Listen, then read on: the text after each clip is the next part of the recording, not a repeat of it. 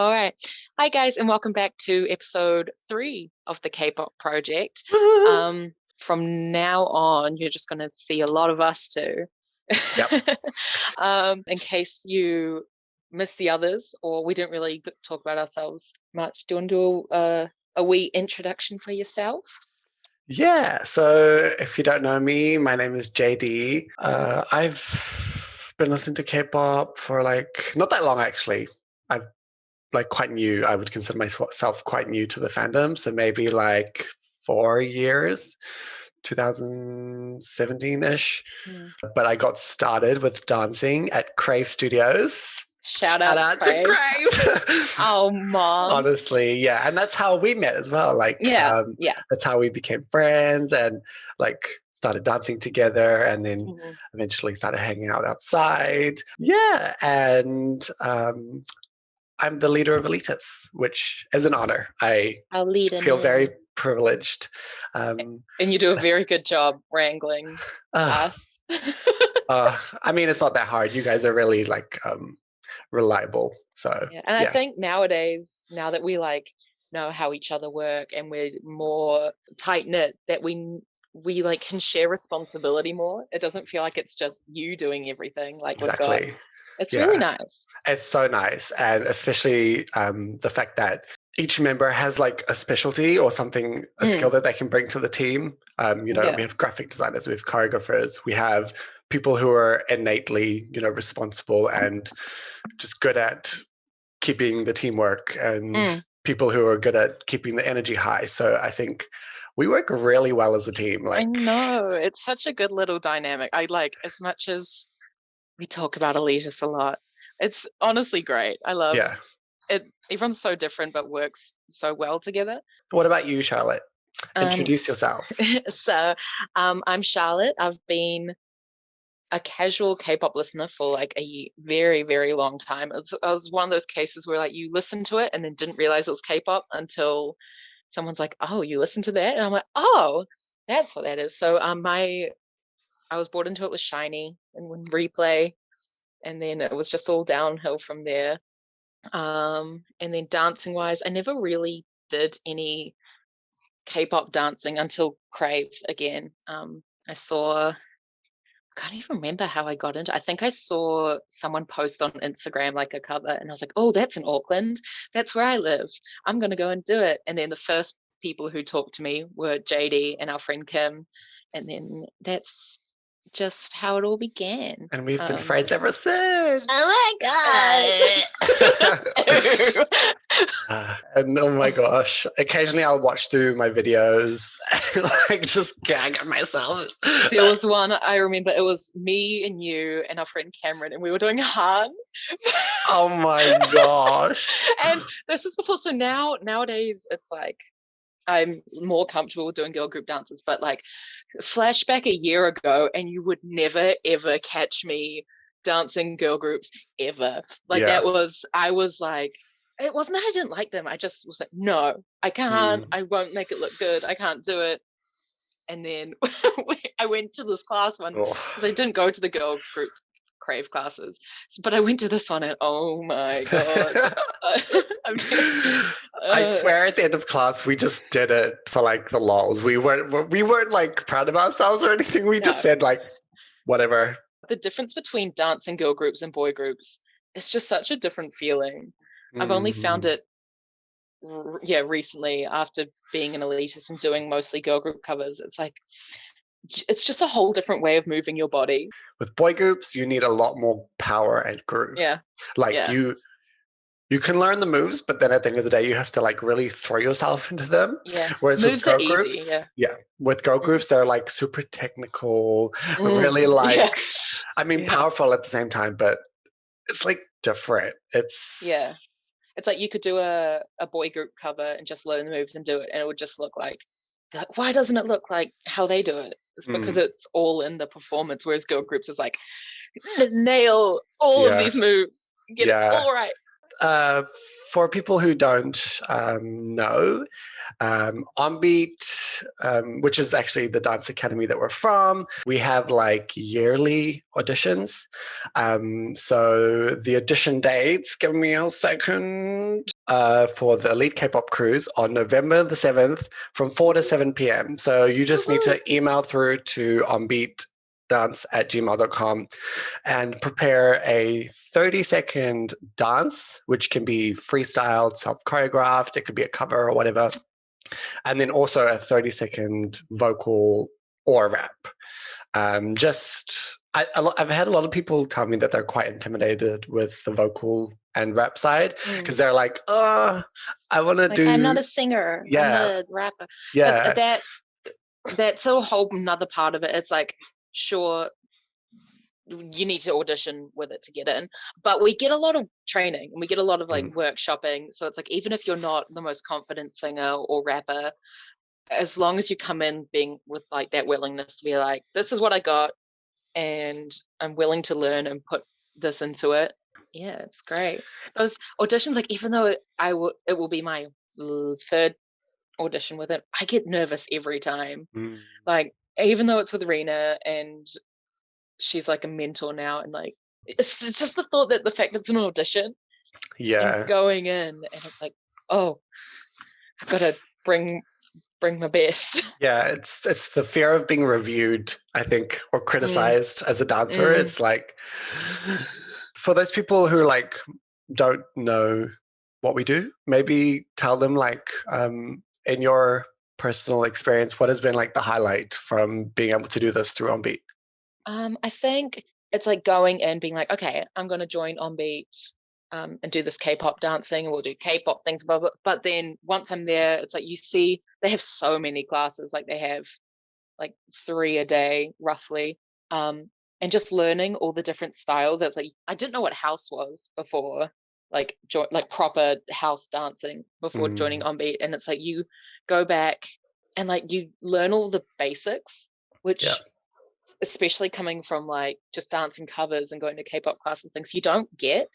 You just learn choreo and do it. But going back and learning like grooves and learning like just the foundations of dancing, it makes everything so much easier when you go to learn those hard choreos and you go to do other dancing. It's like, oh, this is how my body should move, and this is what's going to make it look good this way. And it's good. I love it. Well, just from what I've heard, what's holding people back is it seems so scary is not the right word, but because everyone there is like really committed and top level, they're like, oh, I'm not like good enough to go to OnBeat. It's not that at all. The mentors are just so welcoming and open to help you with like whatever you need to do. And I've also personally not experienced any like dramas or issues at the studio not either. At all. Right? Not at all. The most dramas being like in a dance battle. So it's like, sheesh, those dance battles get fire. Oh my, no, like honestly, it's so, I love the energy. I could live at a studio if I could.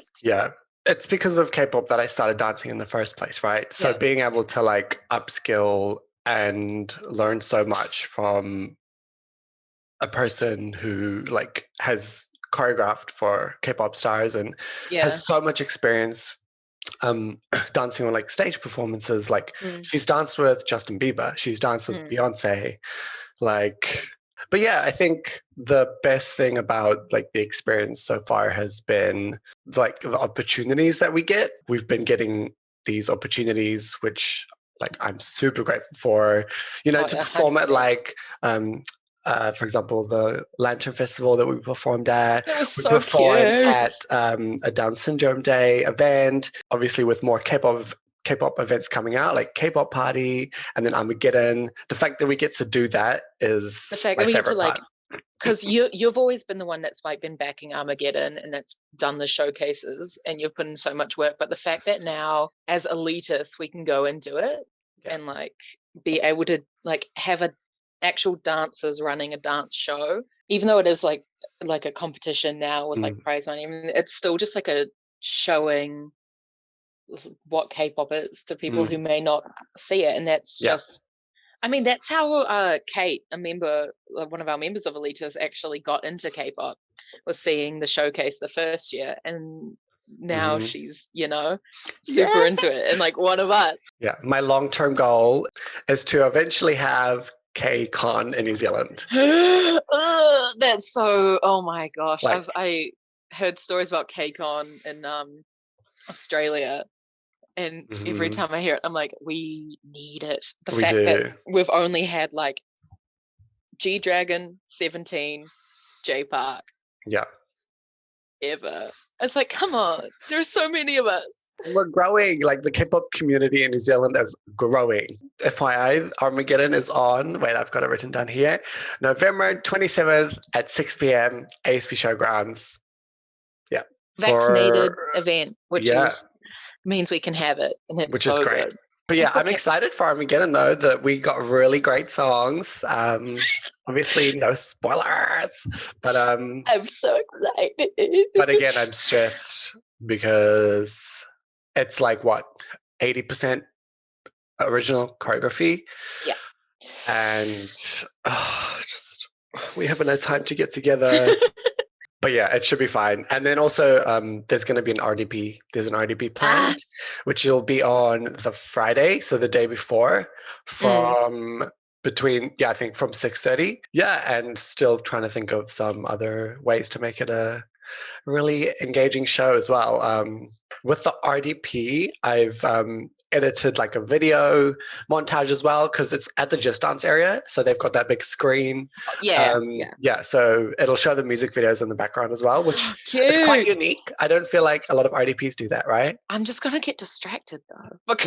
Yeah, I know. I mean, it's a way to bring people to come like look, right? To come dance. Yeah. So yeah, that'll be exciting. Shout out to Ping Zero, who has enabled us to make this happen. Really appreciate them sharing the space with us to be able to make this event happen. Yay! So let's talk about some ideas that we like wrote down that we wanted to do with the Spotify, just so people like kind of get an idea of what we plan to do, what kind of things we want, like how we want the podcast to feel. Pretty much. Yeah. Probably my most favorite / the one I'm looking most forward to is the potential to film an episode with Rena and Kyle together.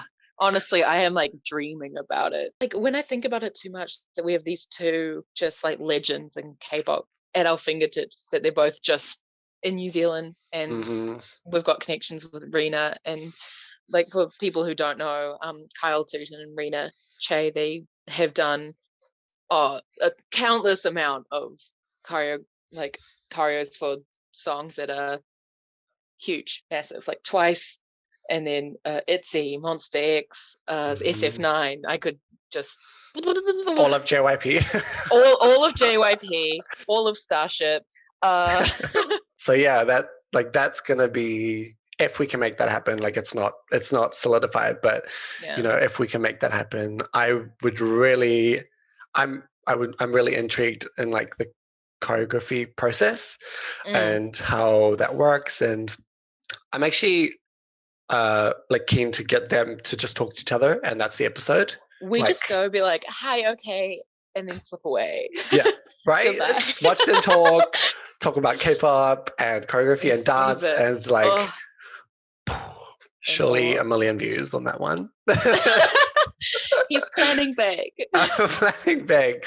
And then another one that I think would be quite interesting is to interview Jua, our vocal teacher, because she runs her own label.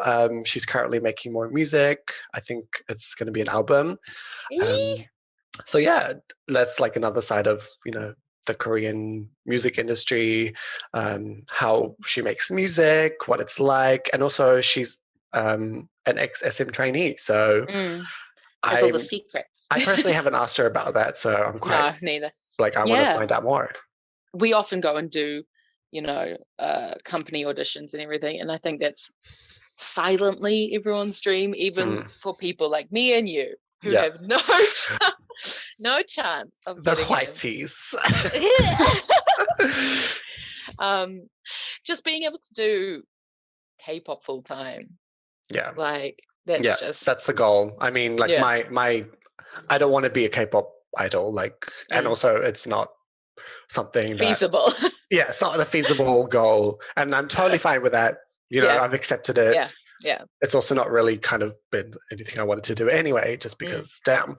But I would really like to do, dancing for the artists or some choreography. So, and that's totally doable with like the context that we have and the opportunities that we get from Onbeat, which, sign up. Coming on. Yes. Are there any ideas or content for the podcast that you're quite excited about? Because I listen to podcasts a lot. It's a good, I don't know, like a morning routine kind of thing. The fact that we can have an opportunity to talk about K-pop and dancing, and it's like there, as far as I'm aware, there isn't really one for that, and it's just opening another avenue of like talking about something I love. Being able to share that with like more people, and if people listen, we can have guests on and just talk about. I just love talking. If you can't tell. And it's such a great opportunity to bring the community together as well. Yeah, absolutely. I feel like even though, and this is absolutely no tea, no shade, no pink lemonade, but the K-pop community, there are like all the different dance crews, and it's like everyone's very by themselves, and it's like, I just want everyone to be one big happy family, because we're all doing this because we love K-pop at the end of the day. And there's even more groups coming out as well, which is like awesome to see. Like a lot of the Armageddon performers are quite like new, like maybe not well known. So quite exciting. I'm double vaxxed, by the way. Oh, congratulations. Thanks. So I'm allowed to attend Armageddon. You can come to Armageddon now. Yeah. Oh my God, I can make it, guys. Controversial talking about vaccines, but just come on, everybody. Go get vaccinated. Just do it. Like, do it. If you're an anti-vaxxer, that's fine, but you're not going to be able to go to events. That's on you, sis. Like, it is what it is. It is what it is. I watched this morning the video of Key getting his first win for Bad Love. Oh, yes. Okay, so the fact that, oh my God, it's just very overwhelming being a Shawol and not having them around for a few years. And now he's back, and now he's winning. And it's just everything. And first comeback, first win, meant to be. Shows his talent. Iconic. And the album is amazing. Like... it's just showing what can happen when you can give idols freedom to make what they want to make, and it's just perfection. The amount of times he breathes in this album, like well, loudly. I mean, that's have you listened to aespa's new album / comeback? I sure have. What the heck is that song? Okay, so it did take me like a hot minute. The first time I listened to Savage, I was like, yeah. Okay, we're doing it. But like now I've got it on repeat. I know you won't have seen it, maybe, I don't know, but Gravity came back yesterday. Oh, I haven't seen it yet. Gravity came out, I was like, yes, a boy group, Starship, let's go. And then they're like, they're my little K-pop boys. Like, I'm super protective over them, and they're small. But now, this comeback, they're like, are they like super hard out now? They're very attractive young men. I see. It's just like, that one comeback when, and all groups do it. It's like, boom, we're adults now. Yeah. It's that one. Okay, that was quick. Yeah, it didn't take them long. No. I think it's because we're looking at it from being older.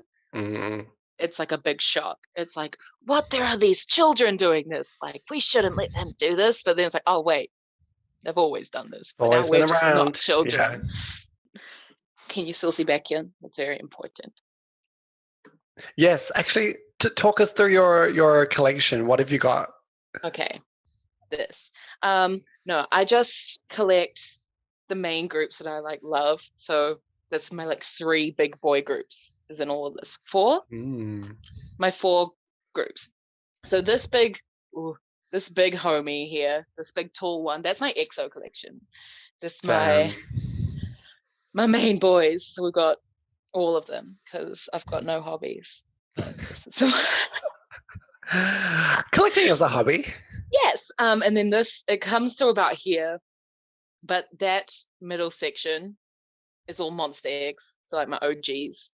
Under this, like over here, that's my 17. She's growing. She's only just recently committed to the carrot life. Then we got Super M, and then we've got VAV. I mean, it looks pretty.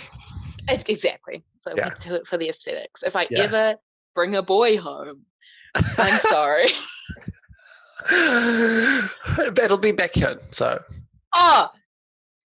Don't make me deliver. I don't have much. I think I have like 2 A-Pink albums. I've got the Taemin version of Super M, like Sperm. First mini album. And I think that's all the albums I have. The rest are like 21 Lightstick, Shiny Lightstick, and that's about it. Because if I keep going, like I won't be able to stop.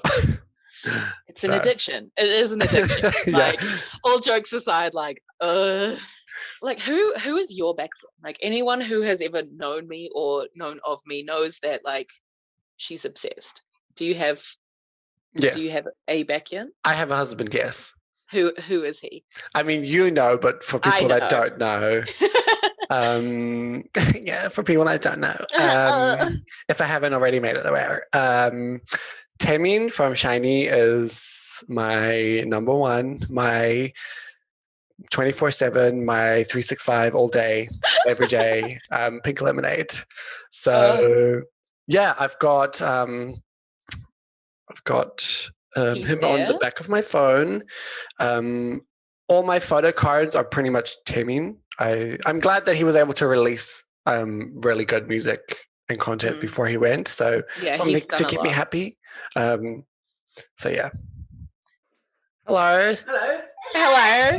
Charlotte says hi. Hello, Charlotte. Oh, hello, Rachel. She says, hello, Rachel. How are you doing? We should put this on the podcast. Rachel's Crave. Crave's Rachel. Rachel from Crave on the podcast.